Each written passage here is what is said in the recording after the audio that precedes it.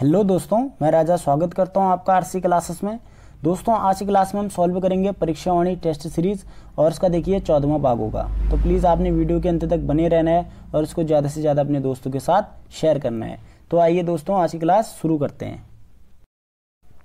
दोस्तों, आज की क्लास का हमारा पहला क्वेश्चन है, नायक जाति की उत्पत्ति किस चंद शासक के समय हुई थी। पहला आपका देखिए ऑप्शन गरुड़ ज्ञानचंद, दूसरा आपका भारती चंद, तीसरा आपका भीष्मचंद, चौथा आपका रुद्रचंद। इसमें आपको 5 सेकंड का टाइम दिया जाएगा। तो दोस्तों, इसका सही आंसर आपका भारती चंद। देखिए, नायक जाति की उत्पत्ति भारती चंद के समय होती है जब डोटी का युद्ध चल रहा होता है, ठीक है। और भारती चंद ने डोटी पर विजय हासिल कब करी? 1451-52। इंपॉर्टेंट क्वेश्चन है, पूछा भी जा सकता है। और नायक जाति के लोग कौन थे? तो चंद सैनिकों की अवैध संतानें थी, ठीक है। इंपॉर्टेंट है और पूछा भी जा सकता है। भारती चंद के समय डोटी या नेपाल का राजा कौन था, या डोटी या नेपाल का राजा कौन था? तो जय मल्ल था। इंपॉर्टेंट है, ये क्वेश्चन अक्सर पूछ लिया जाता है। और नेक्स्ट पॉइंट देखिए आपका, इसमें भारती चंद के पवाड़े कुमाऊं इतिहास में बहुत प्रसिद्ध हैं। पवाड़ों में भारती चंद और कुमाऊं की वीरांगना भाग धुन्यान के द्वंद्व युद्ध का वर्णन मिलता है। दूसरा देखिए आपका राजा गरुड़ ज्ञानचंद, ठीक है, दिल्ली दरबार गया था फिरोज शाह तुगलक से मिलने के लिए, ठीक है। इंपॉर्टेंट है, क्वेश्चन पूछा जाता है। भीष्मचंद खगमरा किला बनाया।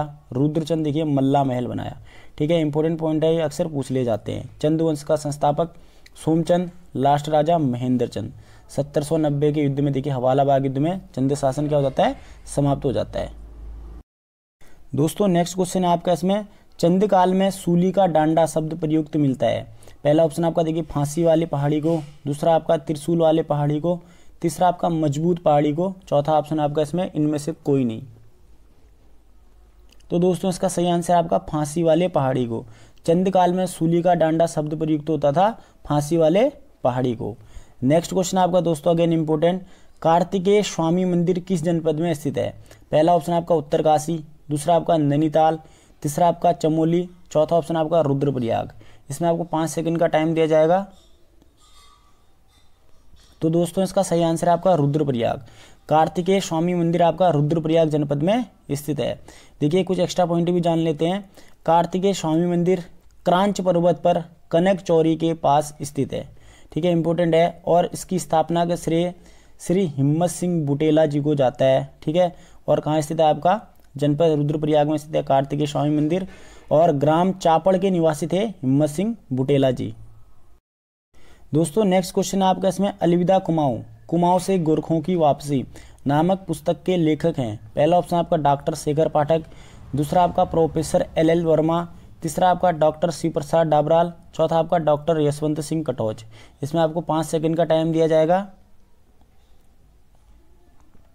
तो दोस्तों, इसका सही आंसर है प्रोफेसर एल वर्मा जी, ठीक है। अलविदा कुमाऊं, कुमाऊं से गोरखों की वापसी के लेखक कौन है? प्रोफेसर एल वर्मा जी। नेक्स्ट क्वेश्चन आपका दोस्तों, इसमें गढ़वाली भाषा के प्रथम नाटककार कौन थे? पहला ऑप्शन आपका योगेंद्रपुरी, दूसरा आपका भवानी दत्त थपलियाल, तीसरा आपका प्रेमलाल जोशी, चौथा आपका अबोध बंधु बहुगुणा जी। इसमें आपको 5 सेकंड का टाइम दिया जाएगा। तो दोस्तों, इसका सही आंसर है आपका भवानी दत्त थपलियाल जी। गढ़वाली भाषा के प्रथम नाटककार कौन थे? भवानी दत्त थपलियाल जी। इसमें कुछ एक्स्ट्रा पॉइंट भी जान लेते हैं। भवानी दत्त थपलियाल गढ़वाली भाषा के प्रथम नाटककार थे जिन्होंने गढ़वाली भाषा का प्रथम नाटक प्रहलाद लिखा था, ठीक है। इंपॉर्टेंट है। तो गढ़वाली भाषा का प्रथम नाटक कौन था? प्रहलाद, जो कब लिखा था या कब प्रकाशित हुआ? 1930 में प्रकाशित हुआ। इसके अलावा देखिए, इनकी कलजुगी नामक कविता ने भी बहुत प्रसिद्धि पाई थी, ठीक है। इंपॉर्टेंट है, भवानी दत्त थपलियाल जी। दोस्तों, अगला क्वेश्चन है आपका, इसमें कुंजणी वन आंदोलन किसके समय हुआ था? पहला ऑप्शन आपका कीर्ति शाह, दूसरा आपका नरेंद्र शाह, तीसरा आपका मानवेंद्र शाह, चौथा आपका सुदर्शन शाह। इसमें आपको 5 सेकंड का टाइम दिया जाएगा। तो दोस्तों, इसका सही आंसर आपका कीर्ति शाह। देखिए, कुंजणी वन आंदोलन किसके टाइम पे हुआ था? कीर्ति शाह के टाइम पे हुआ था। और कब हुआ था? तो 1904 में। और क्यों हुआ था? देखिए, अंग्रेज सरकार को सहायता देने के लिए जो टैक्स बढ़ाया गया था उसके कारण हुआ था। और नेतृत्व किसने किया था? अमर सिंह ने। कीर्ति शाह, ठीक है। इंपॉर्टेंट है। इसकी संरक्षिका कौन थी? महारानी गुलेरिया, ठीक है। और अजमेर में जो लॉर्ड मेयो ने कॉलेज बनाया था, मेयो कॉलेज, वहाँ से इसने शिक्षा प्राप्त की थी। और टिहरी की जनता को पहली बार बिजली की सुविधा से अवगत कराया था। इंपॉर्टेंट पॉइंट है, पूछा जा सकता है। और टिहरी में देखिए, किसानों के लिए ठीक है, कृषि बैंक की स्थापना करी थी इसने, ठीक है। और कीर्ति शाही ने 1897 में टिहरी में घंटाघर का निर्माण भी कराया था। एक क्वेश्चन भी पूछा जा सकता है और पूछा भी गया है। और साथ साथ देखिए कीर्तिनगर भी इसी ने बताया था। कब? 1894। तो कीर्तिनगर की स्थापना कब हुई थी? 1894 ईस्वी में। किसके द्वारा? कीर्ति शाह के द्वारा। दोस्तों आज की क्लास का हमारा नेक्स्ट क्वेश्चन है, हीरामणि हिमनद किस जनपद में स्थित है? पहला ऑप्शन आपका चमोली, दूसरा आपका पिथौरागढ़, तीसरा आपका टिहरी गढ़वाल, चौथा ऑप्शन आपका उत्तरकाशी। इसमें आपको 5 सेकंड का टाइम दिया जाएगा। तो दोस्तों इसका सही आंसर आपका पिथौरागढ़। देखिए हीरामणि हिमनद किस जनपद में स्थित है? पिथौरागढ़ जनपद में स्थित है। कुछ अन्य ग्लेशियर भी जान लेते हैं जो पिथौरागढ़ जनपद में स्थित है। देखिए आपका पहला है मिलम ग्लेशियर, कुमाऊं क्षेत्र का सबसे बड़ा ग्लेशियर है आपका, और कहाँ स्थित है? मुनस्यारी पिथौरागढ़ में। Hiramani glacier, Namik glacier, Kalapani glacier, Ponting glacier, Sona glacier, Binora glacier, Milam glacier, और साथ साथ में आपका कालबलंदा ग्लेशियर और मप्योला ग्लेशियर भी आपका पिथौरागढ़ जनपद में ही स्थित है। दोस्तों अगला क्वेश्चन है आपका, कोटली का विष्णु मंदिर किस जनपद में स्थित है? पहला ऑप्शन आपका देहरादून, दूसरा आपका चमोली, तीसरा आपका पौड़ी गढ़वाल, चौथा आपका पिथौरागढ़। इसमें आपको 5 सेकंड का टाइम दिया जाएगा। तो दोस्तों इसका सही आंसर आपका पिथौरागढ़। कोटली का विष्णु मंदिर जनपद पिथौरागढ़ में स्थित है। देखिए भड़कटिया के पास दिगांस गांव में स्थित है आपका कोटली का विष्णु मंदिर, और जनवरी 2019 में राष्ट्रीय धरोहर इसको घोषित किया गया था। ठीक है, इंपॉर्टेंट है, पूछा जा सकता है। दोस्तों अगला क्वेश्चन है आपका, उत्तरांचल परिषद का गठन कब हुआ? पहला ऑप्शन आपका देखिए 25 जून 1974, दूसरा आपका 7 जून 1972, तीसरा आपका 24-25 जुलाई 1979, चौथा ऑप्शन आपका 25 जून 1967। इसमें आपको 5 सेकंड का टाइम दिया जाएगा। तो दोस्तों इसका सही आंसर है 7 जून 1972। उत्तरांचल परिषद का गठन कब हुआ? 7 जून 1972। कहाँ हुआ? नैनीताल में हुआ। ठीक है, इंपॉर्टेंट है, पूछा जा सकता है। और इसका उद्देश्य क्या था? देखिए स्थानीय समस्याओं को सरकार के सामने लाना और साथ साथ पृथक राज्य के लिए संघर्ष करना इसका एक उद्देश्य था। दोस्तों आज की क्लास का हमारा नेक्स्ट क्वेश्चन है, अत्याधुनिक चाय फैक्ट्री की स्थापना कहाँ की गई है? पहला ऑप्शन आपका कौशानी, दूसरा आपका नैनीताल, तीसरा आपका लोहाघाट, चौथा आपका भीमताल। इसमें आपको 5 सेकंड का टाइम दिया जाएगा। तो दोस्तों इसका सही आंसर आपका कौसानी। देखिए अत्याधुनिक चाय फैक्ट्री की स्थापना कहाँ की गई है? कौसानी बागेश्वर में की गई है। कौसानी किस नदी के तट पर है? ठीक है, या किन नदियों के संगम पर है? तो गोमती और गरुड़ गंगा नदी के संगम पर स्थित है आपका कौसानी। ठीक है, और साथ साथ में ये पॉइंट भी याद करना है, पिंगनाथ पहाड़ी पर बसा है आपका कौसानी। ठीक है, इंपॉर्टेंट है। प्राचीन नाम इंपॉर्टेंट हो जाता है बलना। क्या है? बलना। ठीक है, और गांधी जी ने इसको क्या कहा था? भारत का स्विट्जरलैंड कहा था। ठीक है, इंपॉर्टेंट पॉइंट है, अक्सर ये पूछ लिए जाते हैं। नेक्स्ट क्वेश्चन है आपका दोस्तों, इसमें गढ़वाल का पहला राजनीतिक सम्मेलन कहाँ हुआ था? पहला ऑप्शन आपका दुगड्डा, दूसरा आपका श्रीनगर, तीसरा आपका टिहरी, चौथा ऑप्शन आपका देहरादून। इसमें आपको 5 सेकंड का टाइम दिया जाएगा। तो दोस्तों इसका सही आंसर है आपका दुगड्डा में। गढ़वाल का पहला राजनीतिक सम्मेलन कहाँ हुआ था? आपका दुगड्डा में हुआ था। और कब हुआ? तो 1930 में हुआ था। और किसने इसकी अध्यक्षता की थी? तो प्रताप सिंह नेगी जी ने इस सम्मेलन की अध्यक्षता की थी। दोस्तों नेक्स्ट क्वेश्चन है आपका, भूटिया समाज में मृतक की आत्मा की शांति के लिए कौन सा संस्कार किया जाता है? पहला ऑप्शन गवैया संस्कार, दूसरा आपका मितुर संस्कार, तीसरा आपका गवन संस्कार, चौथा आपका इनमें से कोई नहीं। इसमें आपको 5 सेकंड का टाइम दिया जाएगा। तो दोस्तों इसका सही आंसर आपका गवन संस्कार। भूटिया समाज में मृतक की आत्मा की शांति के लिए संस्कार जो किया जाता है उसको कहते हैं गवन संस्कार। कुछ एक्स्ट्रा पॉइंट भी जान लेते हैं जो परीक्षा की दृष्टि से बहुत महत्वपूर्ण है। भूटिया जनजाति देखिए महा हिमालय की सर्वाधिक आबादी वाली जनजाति है। नेक्स्ट पॉइंट, किरात वंशीय अर्ध घुमंतु जनजाति कहलाती है आपका भूटिया जनजाति। नेक्स्ट इंपॉर्टेंट पॉइंट, भूटिया जनजाति के लोग अपने आप को खस राजपूत कहते हैं। क्वेश्चन पूछा भी जा चुका है। नेक्स्ट पॉइंट देखिए, भूटिया जनजाति क्या होती है? पशुपालक एक जनजाति है। नेक्स्ट अगेन इंपॉर्टेंट पॉइंट पूछा जा चुका है, भूटिया जनजाति का ग्रीष्मकालीन आवास मैत कहलाता है और शीतकालीन आवास मुंसा कहलाता है। ठीक है, ग्रीष्मकालीन मैत और शीतकालीन मुंसा। शराब को क्या कहते हैं ये लोग? छंग कहते हैं। और इनमें देखिए दामोला विवाह पड़ता है और इनका वाद्य अर्थ, ठीक है, वाद्य यंत्र है हुड़का, जो क्वेश्चन पूछा भी जा चुका है।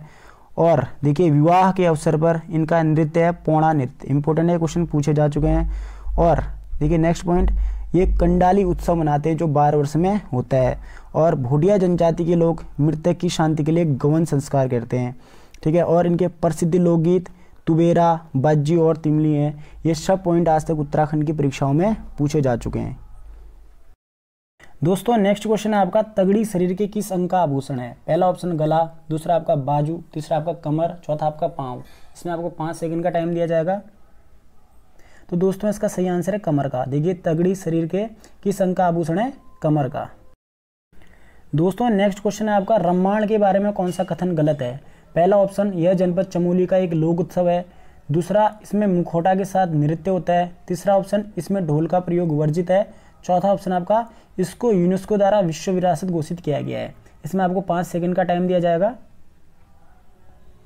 तो दोस्तों इसका सही आंसर है, इसमें ढोल का प्रयोग वर्जित है। देखिए जनपद चमोली का लोक उत्सव है, सही है। और साथ में मुखौटा नृत्य है, सही है। और यूनेस्को ने इसको देखिए विश्व विरासत घोषित किया, ये भी सही है। और ढोल का प्रयोग नहीं किया जाता है, ठीक है। इंपॉर्टेंट क्वेश्चन है, पूछा जा सकता है। एक्स्ट्रा फैक्ट जान लेते हैं इसमें। देखिए रम्माण चमोली जिले के सनूड़ गांव में प्रतिवर्ष अप्रैल माह में आयोजित होता है। और सासा, डुंगरी और बरोसी और सेलेंग गांव में भी आयोजित किया जाता है। लेकिन आपका फेमस सलूण गांव चमोली वाला है। और 11 से 13 दिन तक होता है। रम्माण, इसकी नृत्य शैली पूछी जा सकती है, तो मुखौटा इसकी नृत्य शैली है, ठीक है। शैली कौन सी है? मुखौटा नृत्य शैली। नेक्स्ट इंपॉर्टेंट है, 2 अक्टूबर 2009 को यूनेस्को ने देखिए रम्माण को विश्व धरोहर घोषित किया था। इंपॉर्टेंट, वेरी इंपॉर्टेंट, ठीक है। और देखिए इसको विश्व के सामने में लाने में किसका योगदान था? तो डॉक्टर कुशल सिंह भंडारी, ठीक है। इंपॉर्टेंट है, ये क्वेश्चन पूछा जा सकता है। दोस्तों नेक्स्ट क्वेश्चन है आपका, इसमें विंटर लाइन कार्निवल कहाँ मनाया जाता है? पहला ऑप्शन मसूरी, दूसरा आपका बागेश्वर, तीसरा आपका उत्तरकाशी, चौथा आपका चंपावत। इसमें आपको 5 सेकंड का टाइम दिया जाएगा। तो दोस्तों इसका सही आंसर आपका मसूरी में। देखिए विंटर लाइन कार्निवल कहाँ मनाया जाता है? मसूरी में। मसूरी के बारे में कुछ एक्स्ट्रा पॉइंट भी जान लेते हैं जो उत्तराखंड की परीक्षाओं के लिए बहुत महत्वपूर्ण है। मसूरी, इसकी खोज आयरिश ऑफिसर कैप्टन यंग ने 1824 में की थी। इंपॉर्टेंट पॉइंट है, पूछा जा सकता है। उपनाम पर्वतों की रानी व गंगोत्री व यमुनोत्री का प्रवेश द्वार, मैंने आपको पहले भी बता रखा है, ठीक है। मसूरी नगर पालिका राज्य की सबसे पुरानी नगर पालिका है। अगेन इंपॉर्टेंट पॉइंट, ठीक है। कब बनी थी? 1842 में। तो राज्य की सबसे पुरानी नगर पालिका मसूरी नगर पालिका, और कब? 1842। मसूरी में नाग देवता का मंदिर भी स्थित है। Next again important point, Mussoorie वन्य जीव विहार की स्थापना 1993 में हुई थी, ठीक है। और राज्य का सबसे छोटा वन्य जीव विहार है आपका मसूरी वन्य जीव विहार, जो आपका जनपद देहरादून में पड़ता है। क्षेत्रफल कितना है? 10.82 वर्ग किलोमीटर। और मसूरी की सबसे ऊंची चोटी लाल टिब्बा है, ठीक है। इंपॉर्टेंट है, पूछा जा सकता है। और देखिए भट्टा फॉल प्रपात, ठीक है, और हार्डी प्रपात आपका मसूरी में स्थित है। इंपॉर्टेंट है, ये सब पूछे जा सकते हैं।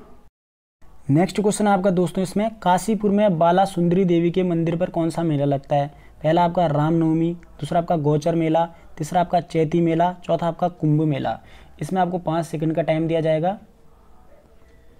तो दोस्तों इसका सही आंसर आपका चैती मेला, ठीक है। बाला सुंदरी देवी मंदिर डायरेक्ट क्वेश्चन पूछा भी जा सकता है, कहाँ स्थित है? काशीपुर में। चैती मेला वहीं लगता है, ठीक है। बोक्सा जनजाति का प्रमुख त्यौहार है आपका चैती मेला, जो कहाँ लगता है? काशीपुर में, ठीक है। बोक्सा लोग अपने आप को क्या बोलते हैं? पंवार राजपूत, ठीक है। इंपॉर्टेंट है, क्वेश्चन अक्सर पूछ ले जाते हैं। और देखिए चामुंडा देवी जो काशीपुर में स्थित है, बोक्सा लोगों की सबसे बड़ी देवी है, बहुत इंपॉर्टेंट है। और साथ साथ में एक क्वेश्चन और पूछा गया था इसमें, साकरिया देवता, ठीक है। बोक्सा लोग साकरिया देवता की भी पूजा करते हैं। इंपॉर्टेंट है, ये सब क्वेश्चन अक्सर पूछ ले जाते हैं। दोस्तों आज की क्लास का हमारा लास्ट क्वेश्चन है, जायका परियोजना का अनुबंध उत्तराखंड सरकार ने किस देश के साथ किया था? पहला ऑप्शन चाइना, दूसरा आपका जापान, तीसरा आपका दक्षिण कोरिया, चौथा आपका अमेरिका। इसमें आपको 5 सेकंड का टाइम दिया जाएगा। तो दोस्तों इसका सही आंसर है आपका जापान। जायका परियोजना का अनुबंध उत्तराखंड गवर्नमेंट ने जापान के साथ किया था। कुछ एक्स्ट्रा पॉइंट भी जान लेते हैं। राज्य सरकार व जापान की कंपनी जायका के बीच 2014 में 807 करोड़ का अनुबंध हुआ था, ठीक है। कब हुआ था? 2014, और रुपए 807 करोड़। इसके तहत वन पंचायतों के माध्यम से वनों के संरक्षण, चारागाह विकास, महिला रोजगार व ग्रामीण आजीविका को बढ़ाया जाएगा। इंपॉर्टेंट पॉइंट है, पूछे जा सकते हैं। और नेक्स्ट इंपॉर्टेंट पॉइंट, 2022 तक 250 वन पंचायतों को जोड़ने का लक्ष्य रखा गया है। ठीक है, इंपॉर्टेंट है, ये सब पूछे जा सकते हैं। तो दोस्तों इसी के साथ आज की क्लास हमारी यहीं पे समाप्त होती है। उम्मीद करता हूँ आज की क्लास आपको बहुत पसंद आएगी। देखिए मैंने आपको कुछ इंपॉर्टेंट सॉल्व कराए क्वेश्चन और साथ साथ में एक्स्ट्रा फैक्ट भी बताए। अगर आपको क्लास पसंद आ रही है तो इसको ज़्यादा से ज़्यादा अपने दोस्तों के साथ शेयर करें। तो मिलते हैं दोस्तों नेक्स्ट क्लास में, तब तक के लिए आप अपना ध्यान रखें। जय हिंद।